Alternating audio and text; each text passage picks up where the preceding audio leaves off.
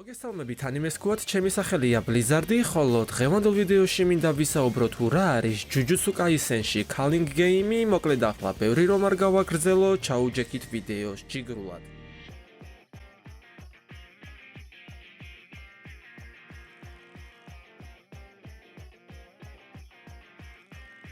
მოდით მარტივად დავხსნათ თუ რა არის Culling Game-ი ჯუჯუცუ კაისენში და რა წესები აქვს და საერთოდ რა ხდება მის შიგნით. რა არის Culling Games-ი? Culling Games-ი არის იძულებითი სასიკვდილო თამაში, რომელიც შექმნა კენჯაკომ იგივე Fake Getom. გავიხსენოთ, რომ მკვდარი გეტოს სხეულში, რომელიც გოჯო მოკლა ჯუჯუცუ კაისენის მენუნე ფილმში, ახლა ცხოვრობს ძალზედ ძლიერი და ბოროტისული, ან წყევლა, რომელიც ერთ დროს ასევე ძალიან ბოროტი ჯადოქარი იყო. რა არის ამ ყველაფრის მიზანი? არაფერი განსაკუთრებული. ჩვეულებრივ ადამიანებს რომ აიძულოს გამოიყენონ დაწყევლილი ენერგია, რაც ზოგს გამოუვა და ზოგს არა. ეს კი არის იგივე იძულებითი ევოლუცია. ვინ ძლიერია და შეძლებს დაწყევლილი ენერგიის გამოყენებას, ის გადარჩება, ხოლო ვინ სუსტია და ამას ვერ შეძლებს, ლოგიკურია ის მოკვდება.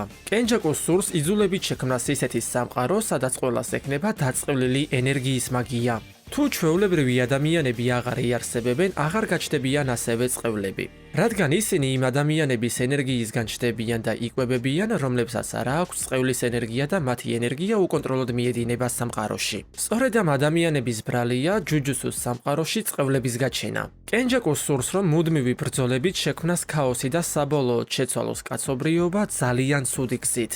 ვიდეოში იქნება პატარა ჭრა. მოკლედ მეგობრებო, თუ ხართ მანგების, კომიქსების და ანიმე აქსესუარების მოყვარულები, მაშინ ეს მაღაზია თქვენთვისაა. ნაკამაშოპში მეგობრებო შეგხვდებათ მანგები, კომიქსები და ანიმე აქსესუარები ყველაზე მეგობრულ ფასად. თუ გსურთ რომ შეიძინოთ მანგები, კომიქსები და ანიმე აქსესუარები ყველაზე მეგობრულ ფასად, მაშინ ნაკამაშოპის სოციალური ქსელების ლინკები მითითებულია ვიდეოს აღწერაში და დამატებითი ინფორმაციისთვის უკვე იქ მიწერეთ. ვინ არიან ამ თამაშის მონაწილეები? Culling Game-ში ორი ტიპის მოთამაშე არსებობს. პირველი, ახლიდან დაბადებული ძველი ჯუჯუცუს ჯადოქრები. ისინი არიან ძველი ეპოქის ძლიერი ჯადოქრები, რომლებიც თანამედროვე სხეულებში დაბრუნდნენ. და მეორე, გამოღვიძებული ადამიანები. ანუ ჩვეულებრივი ხალხი, რომლებსაც მოულოდნელად გამოუვლინდათ დაწყევლილი ტექნიკა თვითგადარჩენის ნიადაგზე. ერთი სიტყვით ამ თამაში არ გაქვს არანაირი არჩევანი. თუ მასში მოხვდი, გინდა თუ არა, მაინც თამაშობ. როგორ მიმდინარეობს თამაში? იაპონია დაყოფილია კოლონიებად. ტოკიო, სენდაი და ასე შემდეგ. როგორც კი კოლონიაში შედიხარ, ავტომატურად ხდები მოთამაშე. იქიდან გამოსვლა უკვე აღარ შეგიძლია და იწყება გადარჩენის რეჟიმი.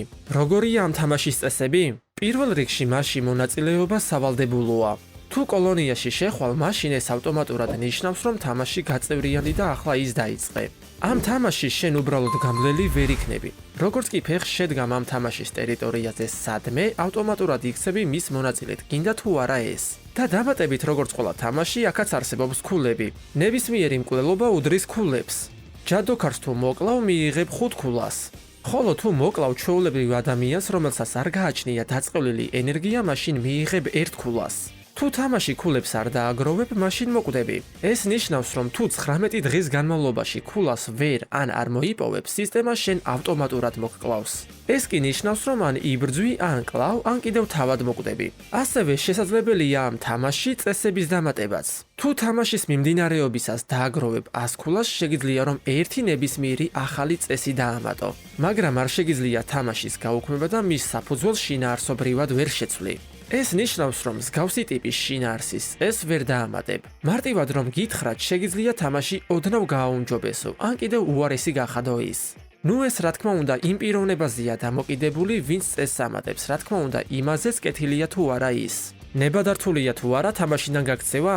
კოლონიის დატოვება ნებართვის გარეშე ნიშნავს, რომ მკვდარი ხარ. თეორიულად შეიძლება იფიქრო, რომ არც არავის მოუკლავო და სხვას დაველოდები, ვინც ამ თამაშს დაასრულებსო, თუმცა არც ეგრე მარტივადაა საქმე. თუ ვინმეს არ მოკლავ, ნიშნავს, რომ ქულებს ვერ მიიღებ. 19 დღე ისე გავა, რომ ქულებს ვერ მოიპოვებ და სისტემა ავტომატურად მოგკლავს. ვიდეოში იქნება პატარა ჭრა. მოკლედ მეგობრებო, თუ ხართ მანგების, კომიქსების და ანიმე აქსესუარების მოყვარულები, მაშინ ეს მაღაზია თქვენთვისაა. ნაკამაშობში მეგობრებო შეგვხვდებათ მანგები, კომიქსები და ანიმე აქსესუარები ყველაზე მეგობრულ ფასად. თუ გსურთ რომ შეიძინოთ მანგები, კომიქსები და ანიმე აქსესუარები ყველაზე მეგობრულ ფასად, მაშინ ნაკამაშობის სოციალური ქსელების ლინკები მითითებულია ვიდეოს აღწერაში და დამატებითი ინფორმაციისთვის უკვე იქ მიწერეთ. და მით უმეტეს სანამ ეგ მოხდება, ვიღაც მაინც უეჭველი მოგაკითხავს. რატომ შედიან იუჯი და დანარჩენები ამ თამაშში? ჩვენი მთავარი პერსონაჟები თამაში შედიან იმისთვის, რომ მეგუმის დაგა დაარჩინონ. დაიცვან უდანაშაულო ადამიანები, მასში დაამატონ ჰუმანური წესები და ჩაშალონ კენჯაკუს გეგმები. რა მოხდება თუ ვინმე თამაშის ზონაში არ შევა, ან კიდევ სადამდე გაგრძელდება ეს ყველაფერი? ადამიანს, რომელსაც ბედი გაუღიმებს და თამაშის დაწყებამდე მის საზღვრებს გარეთ აღმოჩნდება, გეტყვით, რომ ძალიან გაუმართლებს. მას შეუძლია უბრალოდ არც არაფერი მოიმოქმედოს და თამაში არ შეუერთდეს. ნუ რა თქმა უნდა, თუ ის მოერიდება ამ თამაშის ტერიტორიებს და ის მისი ნაწილი არ გახდება. ხოლო თამაში გრძელდება მანამ, სანამ კენჯაკუს გეგმა არ ასრულდება. თამაშს არ გააჩნია დროის ლიმიტი ან დასასრული, მაგრამ კიდევ ერთხელ შეგახსენებთ, რომ შეგიძლიათ დაამატოთ ამ თამაში ისეთი წესები, რომლითაც ამ თამაშს უფრო გაამარტივებს და უფრო ჰუმანურს გახდით. მოკლედ მეგობრებო, დღევანდელი ვიდეო უკვე დასასრულს მიუახლოვდა. რა თქმა უნდა, თუ მოგეწონათ ის დაალაიქეთ, გამოიწერეთ არხი და გააქტიურეთ ზარიზღლაკი, რომ არ გამოდოთ მსგავსი საინტერესო ვიდეოები. ასევე გამოხატეთ თქვენი აზრი კომენტარების სახით და თუ მოგესურვებათ გააზიარეთ ეს ვიდეო ნებისმიერ სოციალურ ქსელში, რადგან უფრო მეტმა ადამიანმა ნახოს ის და ჩვენმა აუდიტორიამ ზრდა გააგრძელოს. მოკლედ მეგობრებო, თქვენთან ერთად იყო ბლიზარდი, ყველას მომავალ შეხვდრამდე, ნახვამდეს.